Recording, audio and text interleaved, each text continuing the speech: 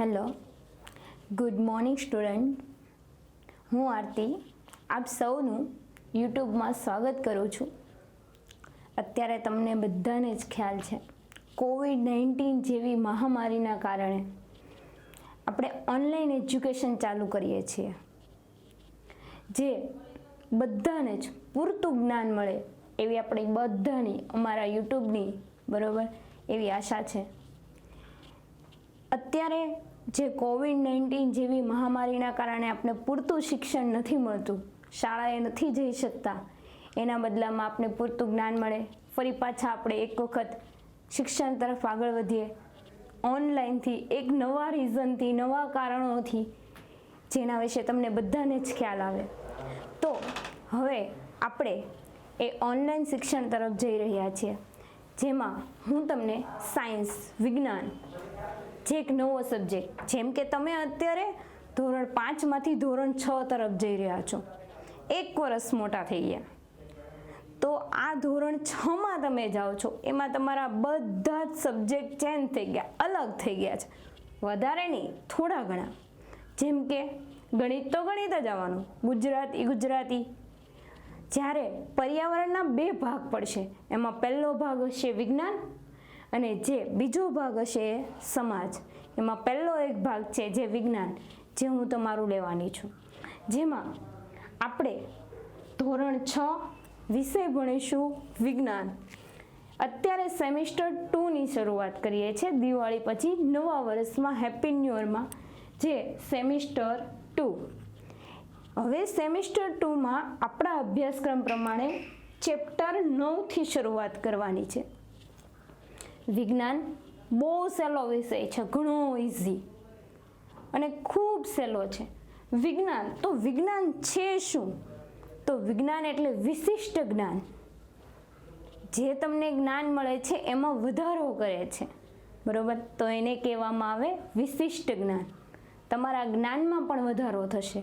બહુ સહેલું છે, નવા તમે પ્રયોગો કરશો, તમને જાણવા મળશે કે આ કઈ રીતના થાય છે, બરોબર? અને એ પ્રમાણે જ તમારું આગળ જેમ તમે જોશો એમ તમને વિજ્ઞાનમાં ઇન્ટરેસ્ટ વધતો જશે. અત્યારે ટ્યુબલાઇટ, પંખા, આ બધાની શોધ કોણે કરી? તો ભાઈ વૈજ્ઞાનિકોએ કરી, સાયન્સ, બરોબર, જે ખૂબ મહાન છે. તો એ બધાએ શરૂઆત કરી. તો બસ એવો જ સરળ ને સિમ્પલ એક વિષય છે, બરોબર, ખૂબ ઇન્ટરેસ્ટિંગ ધરાવતો, જે છે વિજ્ઞાન. એમાં આપણે ચેપ્ટર 9ની શરૂઆત કરીએ સેમિસ્ટર 2થી, સજીવો અને તેમની આસપાસ. સજીવો તો એ તમને બધાને ખબર જ છે, પ્રાણી, પક્ષી, જીવજંતુ, મનુષ્ય, આ બધા શું છે? તો આ બધા છે સજીવો. અને સજીવોને તેની આસપાસ એટલે આપણી આસપાસ કોણ કોણ છે એના વિશે આપણે ધ્યાનમાં દોરીશું. તો આપણી આસપાસ મનુષ્ય આપણે ખુદ છીએ, તો આપણી આસપાસ કોણ કોણ છે? તો આપણી આસપાસ પશુ છે, પક્ષી છે, જીવજંતુ છે, જળની અંદર રહેતા પ્રાણીઓ છે. આ ઉપરાંત ઘણા જળની ઉપર, જળમાં પણ રહે છે અને ભૂમિ ઉપર પણ રહે છે, બંને જગ્યાએ રહે છે. તો એવા આ ઉપરાંત પર્વતીય વિસ્તાર છે, પહાડોમાં કયા કયા પ્રાણીઓ રહે છે એના વિશે. બીજું છે નિવાસ સ્થાન. એનો એક જ ટોપિક છે, સજીવો અને તેમની આસપાસ. એનો એક ટોપિક અત્યારે આપણે ભણવાનો છે. કયો? તો નિવાસ સ્થાન અને અનુકૂલન. તો નિવાસ સ્થાન એટલે શું? તો નિવાસ સ્થાન એટલે રહેવાનું સ્થાન, જ્યાં કોણ કઈ જગ્યાએ રહે છે. ચાલો, તમે મનુષ્ય છો તો હું તમને જ કહું, તમે ક્યાં રહ્યો છો? તો તમને ખ્યાલ છે, ક્યાં? તો ઘરમાં. તો તમે તો ઘરમાં રહ્યો છો. તો પ્રાણીઓ છે, પક્ષીઓ છે, એ ક્યાં ક્યાં રહે છે? તો સિમ્પલ તમારા મગજમાં આવશે કે ભાઈ દરેક પ્રાણીઓ અલગ અલગ જગ્યાએ રહે અને દરેક પક્ષીઓ અલગ અલગ જગ્યાએ રહે. જેમ કે પક્ષીઓ માળામાં રહે છે, બરોબર? પ્રાણીઓ તો ગાય છે તો ક્યાં રહે છે? કોડમાં રહે છે, તમને બધાને ખબર છે, બરોબર? તો હવે આપણે આ વખતે થોડુંક વધારે ભણીશું કે આવી પરિસ્થિતિમાં જ્યારે મનુષ્ય છે, બરોબર, એ શિયાળો, ઉનાળો અને ચોમાસું, તમે તો ઘરમાં છો, બધાથી બચી શકો છો. તો આ પ્રાણીઓ કઈ રીતના બચી શકે છે? એ તો કઈ ઘરમાં નહીં આવી જાય, તો એ કઈ રીતના બચી શકે એના વિશે ભણીશું. તો પહેલી જ આપણો, બરોબર, પહેલાં અત્યાર સુધી તમે 5મામાં હતા, જેના કારણે તમને ખ્યાલ નહોતો. હા, તમારી માટે નાના સવાલો, મોટા સવાલો, ઘણાને તો પર્યાવરણમાં એટલું બધું કન્ફ્યુઝન થાય, એટલા મોટા કેમ ક્વેશ્ચન મોઢે કરવા, તો એ બધું ઇઝી થઈ જાય. છઠ્ઠામાં બહુ સારું વિજ્ઞાન આવે, બહુ સાદું ને સિમ્પલ ને ઇઝીલી એકદમ, જે ઝડપથી તમને આવડી જાય. તો આ એમાંનો એક નાનો અમથો સવાલ આપણે લઈએ પહેલાં, જેના વિશે ભણીશું. જો તમારી પાસે બુક હોય તો બુકમાં તમને બધાને ખબર જ છે, પહેલી ને બૂજું આવે, ક્વેશ્ચન કરે ને એના જવાબ આપવાના, બસ. બરોબર, એટલે એકદમ સિમ્પલ છે. તો આપણે એવો જ કંઈક એક નવો સ્ટાર્ટિંગથી શરૂઆતથી આપણે જોઈશું કે એક નવો સવાલ જેનું નામ છે નિવાસ સ્થાન. તો પહેલો સવાલ એવો આપણો છે, શું સવાલ છે એ સમજીએ. તો સવાલ એવો છે, નિવાસ સ્થાન એટલે શું? નિવાસ સ્થાન એટલે મેં પહેલાં જ તમને બધાને કીધું, નિવાસ સ્થાન એટલે રહેવાનું સ્થાન. બરોબર, એટલે હવે કહે છે નિવાસ સ્થાન એટલે શું? તો એમાં આપણે જો શું કીધું કે વનસ્પતિ અને પ્રાણીઓ, એટલે વનસ્પતિમાં બધી જ વનસ્પતિ આવી ગઈ. બરોબર, પ્રાણીઓમાં તમને ખબર છે મનુષ્ય પણ પ્રાણી છે એક. તો પ્રાણીઓમાં ક્યાં ક્યાં પ્રાણીઓ આવે? તો મનુષ્ય તમે લીધું, પશુ, પંખી, જીવજંતુ વગેરે. બરોબર, તો આ બધા જ પ્રાણીઓ જે વિસ્તારમાં રહી જીવન જીવતા હોય તેને શું કહેવામાં આવે? નિવાસ સ્થાન. એટલે એક વખત ફરીવાર આપણે યાદ કરીશું એ વ્યાખ્યા કે વનસ્પતિ અને પ્રાણીઓ જે વિસ્તારમાં રહી જીવન જીવતા હોય તેને નિવાસ સ્થાન કહેવામાં આવે છે. બરોબર, જો તમને વ્યાખ્યા પૂછાય તો વ્યાખ્યા, 1 માર્ક્સનો સવાલ પૂછાય તો એ. એટલે આ એની વ્યાખ્યા છે કે વનસ્પતિ અને પ્રાણીઓ જે વિસ્તારમાં રહી અને જીવન જીવતા હોય તેને શું કહેવામાં આવશે? નિવાસ સ્થાન કહેવામાં આવે છે. તો ભાઈ નિવાસ સ્થાનના પાછા 2 પ્રકાર. હવે જો આ એક ચાર્ટ દોર્યો છે મેં, બરોબર, આ ચાર્ટ યાદ રાખો ને એટલે તમારો 2 થી 3 માર્ક્સનો ક્વેશ્ચન સવાલ એમનેમ જ પૂરો થઈ જાય. ખાલી ચાર્ટ જ યાદ રાખવાનો, બીજું કંઈ યાદ નહીં રાખવાનું, બાકી બધું આપણે લખતા આવડશે. ખાલી એક ચાર્ટ યાદ રાખી દેવાનો, પછી આમાંથી જેટલા ક્વેશ્ચન પૂછાય ને એટલા આવડે. હવે એક ચાર્ટ છે એમાંથી શોર્ટ ક્વેશ્ચન ઘણા બધા નીકળી જાય. બરોબર, હવે હું અત્યારે ચલાવું પછી તમને કહું કે કઈ રીતના ટૂંકા સવાલ નીકળે. 1 માર્ક્સનો સવાલ છે પણ આપણે આખું બનાવશું ને ચાર્ટ, આખો યાદ રાખીએ ને એટલે આપણે એમાંથી 4-5 સવાલ નીકળી જાય અને આપણે સાવ સાદી રીતે આવડી જાય. તો પહેલું છે યાદ રાખવાનું, જો તમને આ ચાર્ટ પહેલાં યાદ રાખવાનો છે દરેક વિદ્યાર્થીઓએ. બરોબર, બને તો એક વખત તમારે આ ચાર્ટ દોરી લેવાનો છે એટલે તમને પણ યાદ રહે. તો નિવાસ સ્થાન, તો નિવાસ સ્થાનના અહીંયા 2 પ્રકાર છે, ભૂમિય અને જલીય. ભૂમિયને આપણે નામ આપ્યું છે સ્થળ જ. બરોબર, બીજું નામ કદાચ આપી દે તો આપણે ખ્યાલ ન હોય, એટલા માટે ભૂમિય અને સ્થળ જ. બરોબર, એટલે 2 એક જ છે. અને બીજું છે જલીય નિવાસ સ્થાન. એટલે કદાચ તમને એમ પૂછે, જો શોર્ટ ક્વેશ્ચન એટલે 1 માર્ક્સના સવાલમાં પૂછે, બરોબર, શું પૂછે કે નિવાસ સ્થાનના કેટલા પ્રકાર? તો હવે આપણે જો આ ચાર્ટ યાદ હોય તો આપણે ખબર જ પડી જાય શું કે નિવાસ સ્થાનના 2 ક્યાં ક્યાં? તો પહેલું ભૂમિય અને બીજું કયું? જલીય. આપણો 1 માર્ક્સનો સવાલ રેડી થઈ ગયો, આવડી ગયો. હવે પાછું ભૂમિયમાં કેટલા પડે છે? 2, 4 અને 1 5. કુલ થઈને કેટલા પ્રકાર પડ્યા? 5. તો એ ક્યાં ક્યાં છે? તો ભૂમિય, ભૂમિય એટલે યાદ રાખવાનું જમીન. બરોબર, ગુજરાતીમાં યાદ રાખો આપણે સિમ્પલ ભાષામાં, ભૂમિય એટલે હું જમીન. તો જમીન ઉપર ક્યાં ક્યાં છે? ક્યાં ક્યાં એવા સ્થળ છે જ્યાં પ્રાણીઓ અને વનસ્પતિઓ હોય? તો પહેલું છે જંગલો, બીજું છે ઘાસના મેદાનો, ત્રીજું છે રણ પ્રદેશ, ચોથું છે દરિયાકાંઠાના વિસ્તાર અને 5મું છે પર્વતીય વિસ્તાર. જરૂરી નથી બાળકો કે આ આડાવડું થઈ જાય તો ચાલશે કે નહીં ચાલે, એવા બધા ક્વેશ્ચન પાછા તમારા મગજમાં ઉત્પન્ન થાય તો નહીં, એવા બધા કોઈ ક્વેશ્ચન નહીં. આ તમારા આડાવડું થઈ જાય તો ચાલશે, બરોબર. એટલા માટે યાદ રાખવાનું કે ભૂમિય નિવાસ સ્થાનના કેટલા પ્રકાર, તો ભાઈ 5. જંગલો, ઘાસના મેદાનો, રણ પ્રદેશ, દરિયાકાંઠાના વિસ્તાર અને પર્વતીય વિસ્તાર, બરાબર. જ્યારે જલીય નિવાસ સ્થાન એટલે કે જળમાં જે પ્રાણીઓ રહે છે એ માટેનો રહેવાનો સ્થાન, તો એને કહેવામાં આવે જલીય નિવાસ સ્થાન.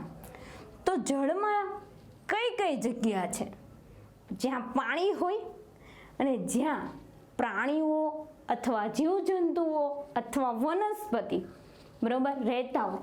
યાદ રાખજો, અહીંયા આપણે ચોખવટ કરેલી છે કે વનસ્પતિ અને પ્રાણી, બરોબર.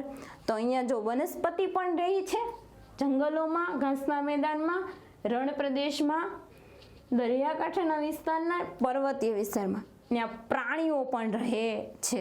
તો અહીંયા એમ જ એક છે તળાવ, બીજું છે સરોવર, ત્રીજું છે નદી, ચોથું છે સમુદ્ર અને 5મું છે કળણ. હવે ઘણા પાછા એમ કે કળણ વળી શું છે, એટલે વિચારો તો કળણ એટલે શું. જો કોઈને મગજમાં આવ્યું હોય તો સારું કહેવાય, તમે ઇન્ટેલિજન્ટ છો એટલે તમને ખબર જ હશે. કળણ એટલે શું કહેવાય? કાદવ. હજી ઘણાને ખબર નહીં પડી હોય કાદવ એટલે શું. તો કાદવ એટલે દલદલ, બરોબર. જે કયો તે કળણ કયો, કાદવ કયો કે દલદલ કયો, બરોબર. 3 કેવું થશે? એક જ સરખું. પણ વિજ્ઞાનની ભાષામાં એને શું કહેશું આપણે? કળણ. જો કદાચ તમે કાદવ લખીને આવશો તો આપણા બુકમાં એ નહીં હોય તો રોંગ થશે, ખોટું થશે. એટલે બને ત્યાં સુધી આપણે શું યાદ રાખશું? કળણ. પછી જો ઘણા કાદવ લખીને આવે તો ખોટું નથી પાડતા, પણ આપણે કળણ લખવાનું છે. તો આ કોના પ્રકાર હતા? જલીય નિવાસ સ્થાન. એટલે યાદ રાખજો. હવે પાછો તમને એક માર્ક્સનો સવાલ પૂછે. શું પૂછે? કે ભૂમિય નિવાસ સ્થાનના કેટલા પ્રકાર છે, ક્યાં ક્યાં? અથવા તમને એક માર્ક્સના સવાલમાં સ્વાધ્યાય પોથીમાં એવું લખ્યું છે કે ભૂમિય નિવાસ સ્થાનના નામ આપો. તો આપને આવડવા જોઈએ. જંગલો, ઘાસના મેદાન, રણ પ્રદેશ, દરિયાકાંઠાના વિસ્તાર અને પર્વતીય વિસ્તાર. એવી જ રીતના પાછો સવાલ શું પૂછે કે જલીય નિવાસ સ્થાનના પ્રકાર જણાવો અથવા ક્યાં ક્યાં છે. તો એ આપને આવડે છે. શું? તળાવ, સરોવર, નદી, સમુદ્ર અને કળણ. હવે આ આખો ચાર્ટ શું હતો? પ્રકાર વાળો હતો. શું હતો? પ્રકાર. યાદ રાખવાનું છે બાળકો કે નિવાસ સ્થાનના પ્રકાર વાળો ચાર્ટ હતો. જ્યારે એક નાનો અમથો આપણે ચાર્ટ દોર્યો છે તો આ નિવાસ સ્થાનના ઘટકોનો છે. શેનો? ઘટકોનો ચાર્ટ. પ્રકાર અને ઘટક અલગ અલગ થાય, એક સરખું ન થાય. બધા જ બાળકો ભૂલ ત્યાં જ કરીને આવે. પ્રકાર કે તો ઘટક લખીને આવે, ઘટક કે તો પ્રકાર લખીને આવે. પછી શિક્ષકો પાસે જાય, ખોટું કેમ પડ્યું? પણ સમજવાનું કે પ્રકાર અને ઘટકો કેવા છે? અલગ અલગ છે. તો નિવાસ સ્થાનના ઘટકો ક્યાં છે? તો નિવાસ સ્થાનના 2 ઘટકો, એક જૈવિક અને બીજું અજૈવિક. તો તમને ખબર છે, તમે 5મા ધોરણમાં ભણ્યા હતા કે સજીવ અને નિર્જીવ, બરોબર. તો એ જ રીતના હવે સજીવને આપણે શું કહીશું? જૈવિક. સજીવને શું કહીશું? જૈવિક. અને નિર્જીવને શું કહીશું? અજૈવિક. બરોબર. એ જ રીતનું. તો જૈવિકમાં તમને ખબર છે, જૈવિક એટલે સજીવો. તો સજીવોમાં કોનો સમાવેશ થાય? તો વનસ્પતિ અને પ્રાણી. પ્રાણીમાં પાછું ખબર જ હોય, મનુષ્ય, જીવજંતુ, પશુ, પંખી વગેરે, બરોબર. જ્યારે હવે લઈશું આપણે અજૈવિક. તો અજૈવિકમાં કોનો સમાવેશ થાય છે? હવા, પાણી, સૂર્યપ્રકાશ. આ ઉપરાંત છે હજી શું છે? ગરમી, પહાડ એટલે કે પર્વત, બરોબર. અને આ ઉપરાંત તમને ખબર છે બીજું વાયુ, જે કે હવા, પાણી, સૂર્યપ્રકાશ, ગરમી, બરોબર. તો આ બધા કેવા થયા? અજૈવિક. હવે ઘણી વખત એક મગજમાં ક્વેશ્ચન આવે આપણે, શું કે ભાઈ અજૈવિક ઘટક ન હોય તો ચાલી શકે? વિચારો તો ચાલી શકે નહીં. શા માટે? જો અજૈવિક ઘટકો હશે તો જ જૈવિક રહેવાના. હવા વગર તો જીવન શક્ય નથી. તમને બધાને જ ખબર છે કે તમારે પાણીની જરૂર પડે છે, ઓક્સિજન લ્યો છો. તો જો અજૈવિક ઘટકો હશે તો જ જૈવિક છે, પણ જો અજૈવિક નહીં હોય તો કોઈ દિવસ જૈવિક હશે નહીં. તો ઘણા કે જૈવિક, તો બસ એને બી એવું છે, ભલે અજૈવિક ઘટકો છે પણ મનુષ્ય જ નથી, પ્રાણીઓ જ નથી, સજીવો જ નથી, વનસ્પતિ જ નથી. તો એ બધાનું શું કામ? જ્યારે પૃથ્વી છે પણ સામું મનુષ્ય છે, સજીવો છે, એટલા માટે પૃથ્વી છે, બરોબર. અને પૃથ્વી છે એટલા માટે આપણે બધા, એટલે જૈવિકનું જેટલું મહત્વ છે એટલું જ અજૈવિકનું મહત્વ છે. પૂછાય એવો સવાલ, શું કે નિવાસ સ્થાનના કેટલા ઘટકો? તો 2, જૈવિક અને અજૈવિક. યાદ રાખજો, જો પ્રકાર પૂછે તો ભૂમિય અને જલીય લખવાનું, ઘટકો પૂછે તો જૈવિક અને અજૈવિક. હવે વાત કરીએ એક નવા સવાલની. આ હતો તમારો 2 માર્ક્સનો સવાલ. ચાર્ટ યાદ હશે તો ફટાફટ જવાબ આવડી જશે, માટે ફરજિયાત ચાર્ટ યાદ રાખવાનો છે. બને ત્યાં સુધી વિજ્ઞાનમાં ચાર્ટ દ્વારા સમજવાની કોશિશ કરવાની. જેટલું આકૃતિથી અને ચાર્ટ દ્વારા સમજશો ને એટલું ઝડપથી આવડશે. બાકી તો પછી એમ લાગે કે આ તો બહુ અઘરો વિષય છે, પણ બહુ સહેલો છે, ઝડપથી આવડી જશે. તમે 5માં જેવું પર્યાવરણ શીખા એના કરતાં પણ ઇઝી છે વિજ્ઞાન શીખવું, કોઈ અઘરું નથી. ખાલી ચાર્ટ યાદ રાખવાનો છે અત્યારે. પછી વાત કરીએ અનુકૂલન એટલે શું? તો અનુકૂલન એટલે શું? તો અહીંયા આપણે એવું કહે છે કે વનસ્પતિ કે પ્રાણી પોતાના પર્યાવરણમાં, પર્યાવરણ એટલે કે પોતાની આસપાસ, પરિવત્તા આવરણ એટલે પોતાની ચારે બાજુ ટકી રહેવા ચોક્કસ લક્ષણ અને આદતોની હાજરી, જેને લીધે સજીવને જીવવામાં શું થાય છે? મદદરૂપ. તો તેને આપણે શું કહેશું? અનુકૂલન. તો થોડાક શબ્દ સમજીએ. પર્યાવરણ એટલે મેં કીધું એમ આપણી ચારે બાજુ, ચોક્કસ લક્ષણ. હવે કેવું અનુકૂલન છે, કેવા જગ્યા છે, અને એમાં તમે કઈ રીતના જીવી શકો? હવે વિચાર કરો, તમે મનુષ્ય છો. હવે અહીંયા એક લક્ષણ, બરોબર. તો લક્ષણો શું? તો વિચાર કરો, તમને હું એમ કહું કે આજે બહુ ઠંડી છે. આપણે તમને ખબર, આપણે 3 ઋતુ કઈ કઈ? શિયાળો, ઉનાળો અને ચોમાસું, બરોબર. આ 3 ઋતુઓ છે. તો હવે તમે મનુષ્ય છો. હવે વિચાર કરો, અત્યારે આપણે આપણી વાત કરીએ. તમને હું એમ કહું કે બહુ ઠંડી છે, તો ઠંડીથી બચવા શું કરશો?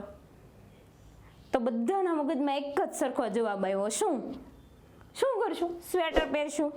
હવે હું એમ કહું ઉનાળો, ચાલો ઉનાળા. જો હવે શિયાળામાં જો તમે સ્વેટર ન પહેરો, બરોબર, ધ્યાન ન રાખો તો શું થાય? ઠંડીમાં બહાર રખડો, બરોબર, તો બીમાર પડશો. વધારે બીમારી લાગુ પડશે, બહુ વધારે બીમારી લાગુ પડશે. તો છેલ્લે શું થાય? માણસ મૃત્યુ પણ પામી શકે. તમને ખબર જ છે, જેમ વૃદ્ધ જાય, જેમ વૃદ્ધ થતા જઈએ એમ ઓક્સિજનની માત્રામાં લેવા, આપણે ઓક્સિજન મેળવવાની આપણા શરીરની જે રોગ પ્રતિકારક શક્તિ છે, બરોબર, એ બધી ઓછી થતી જતી હોય છે. તમને બધાને જ ખ્યાલ છે. તો એટલા માટે આપણે ઠંડીથી બચવા શું કરીએ? સ્વેટર પહેરીએ. એવી જ રીતના ઉનાળાથી બચવા આપણે ઠંડુ ખાઈએ, પતલા કપડાં પહેરીએ છીએ, સુતરાઉ કાપડ જેવા. એવી જ રીતના ચોમાસાથી બચવા આપણે રેનકોટ અને છત્રીનો ઉપયોગ કરીએ છીએ. પણ આપણે તો શું છીએ? મનુષ્ય. અને આ બધી શોધ વૈજ્ઞાનિકોએ કરી છે, એટલે આપણે તો સરળતાથી જીવન જીવી શકીએ, ઇઝીલી, એકદમ કંઈ ખબર જ નથી પડતી આપણે એટલી બધી વધારે. પણ વાત કરીએ પ્રાણીઓની, તો હવે એ તો કઈ સ્વેટર નહીં પહેરે, એ તો કઈ છત્રી નહીં લે, એ તો કઈ રેનકોટ નહીં ઓઢે, તો એ ક્યાં જશે? તમારા ઘરમાં તમે આવવા નથી કે ભાઈ બહુ ઠંડી છે, હાલ ભાઈ ગાય આવતી રહે તમારા ઘરમાં એમ, પણ એ તો પોસિબલ નથી. તો હવે જ્યારે ચોક્કસ લક્ષણો, એક વાત કરીએ હિમચિત્તો, એક એક્ઝામ્પલ લઈએ છીએ આપણે. હિમચિત્તો એટલે હિમાલય, બરોબર, ઠંડા પ્રદેશમાં રહે. હવે એને શું એવું હોય કે એટલી બધી ઠંડીમાં બચી કેમ શકે છે? હવે આપણે ત્યાં જઈએ તો વિચાર કરો કેટલી ઠંડી લાગે, તો એ તો કઈ રીતના બચતો હશે? તો એમાં શું થાય કે એના શરીર ઉપર ખૂબ રૂંવાટી આવેલી હોય. એ રૂંવાટી ઉષ્માની કેવી છે? મંદવાહક, બરોબર, ગરમી બનાવી રાખે. તમે જોયું છે ઘેટું ફૂલ, એના શરીર પર ફૂલ રૂંવાટી હોય, એમાંથી આપણે નવી નવી વસ્તુ, બરોબર, એની રૂંવાટીમાંથી જ આપણે નવું નવું બનાવીએ છીએ. એટલે એ રીતના, બરોબર, દરેકના લક્ષણો હોય. એ આપણે ભણીશું જ્યારે 4 માર્ક્સના 3 સવાલ ભણીશું, એમાં બધા વિશે હું તમને કહીશ કે કોનામાં કયા લક્ષણો છે જેના કારણે એ જીવી શકે. ત્યારે હું તમને કહીશ કે અનુકૂલન વાળું હતું, એમાં હું તમને એમ કહેતી હતી લક્ષણો, તો એ લક્ષણો આ બધા છે. તો હાજરી, જેને લીધે સજીવને જીવવા શું થાય છે? અદતરૂપ, તેને શું કહીશું આપણે? અનુકૂલન. હવે આ બધા નાના બસ આ 2 વ્યાખ્યા સમજી લીધી. હવેથી આપણા સવાલો શરૂ થશે. ચોપડી તમારી પાસે હશે અને કદાચ તમે ભણતા હશો અથવા વાંચતા હશો તો તમને ખ્યાલ આવશે શું કે પહેલીને બૂજો એવું બધું આવ્યા રાખે. તો એ ડુંગરાળ પ્રદેશમાં જશે એના સર હારે, એના પ્રોફેસર સાથે, તો એ કઈ રીતના વાત કરતા હશે, બસ હવે આપણે પાઠના આધારે ભણીશું. તો એમાંથી જો અત્યારે ભૂમિયામાંથી આપણે લેવાનું છે પર્વતીય વિસ્તાર. તો ભાઈ પર્વતીય વિસ્તારમાં સૌથી પહેલા ક્યાં પ્રાણી રહે એ આપણે ખબર હોવી જોઈએ, કઈ વનસ્પતિ છે ખબર હોવી જોઈએ. એ ખબર ન હોય તમે શું ભણવાના? તો ભાઈ પર્વતીય વિસ્તારમાં રહેતા પ્રાણી અને વનસ્પતિના નામ જણાવો. તો પર્વતીય વિસ્તારમાં રહેતા પ્રાણીઓ, તો પ્રાણીઓમાં હિમચિત્તો, જે આપણે હમણાં જ વાત કરી, બરોબર, એનો આપણે સવાલ પણ ભણીશું. યાક, પર્વતીય બકરી અને સફેદ રીંછ, જે રીંછનું પણ આપણે ભણવાનું છે. જ્યારે પર્વતીય વિસ્તાર, પર્વતીય એટલે તમને ખ્યાલ જ હશે, પર્વત હોય એ, બરોબર. તો પર્વતીય વિસ્તારમાં ઉગતી વનસ્પતિ તો કઈ છે? ઓક, પાઇન અને દેવદાર. આ 3 વનસ્પતિ છે. ક્યાં ઉગે છે? પર્વતીય વિસ્તારમાં. તમારે યાદ રાખવાનું છે બાળકો, 1 માર્ક્સનો સવાલ પૂછાય અહીંયા. શું કે પર્વતીય વિસ્તારમાં ઉગતી વનસ્પતિના નામ લખો. તો ઓક, પાઇન અને દેવદાર લખવાનું, અને પર્વતીય વિસ્તારમાં રહેતા પ્રાણીઓના નામ લખો. તો આ 4 છે: હિમચિત્તો, યાક, પર્વતીય બકરી અને સફેદ રીંછ, બરોબર. કદાચ આ મેં અત્યારે તમને ભેગો કરીને સમજાવી દીધું છે, પણ તમને છૂટો પણ પૂછે. આ ઉપરાંત તમને MCQ એટલે કે વિકલ્પ પણ પૂછી શકે, બરોબર. વિકલ્પમાં તમને આ રીતના આપ્યું હોય કે પર્વતીય વિસ્તારમાં ઉગતી વનસ્પતિઓ નીચે મુજબ છે. આમાં આ 3માંથી એક નામ આપ્યું હોય, અથવા તો આ 3 નામ આપ્યા હોય અને ક્વેશ્ચન તમારો ઉલટો કરી દીધું હોય કે કંઈ નથી, બરોબર. શાંતિથી પહેલા ક્વેશ્ચન વાંચવાનું, પછી જવાબ આપવાનો. એટલે યાદ રાખજો, અહીંયાથી તમને 2 ટૂંકા સવાલ પૂછાઈ શકે. એક તો પર્વતીય વિસ્તારમાં રહેતા પ્રાણીઓ ક્યાં છે, અને બીજું કે પર્વતીય વિસ્તારમાં ઉગતી વનસ્પતિઓ કઈ છે. 2ના સવાલના જવાબ તમને આવડે છે, બરોબર. એક વખત આ બોર્ડ છે એને શાંતિથી વાંચી લેવાનું. અને પછી તમારા બુકમાં ઉતારવું હોય તો ઉતારી લે, શાંતિથી બુકમાં ઉતારી લેવાનું, ચાર્ટ ભૂલવાનો નથી. અને આશા છે તમને બધાને મારો વિડીયો પસંદ આવ્યો હશે. Thank you so much.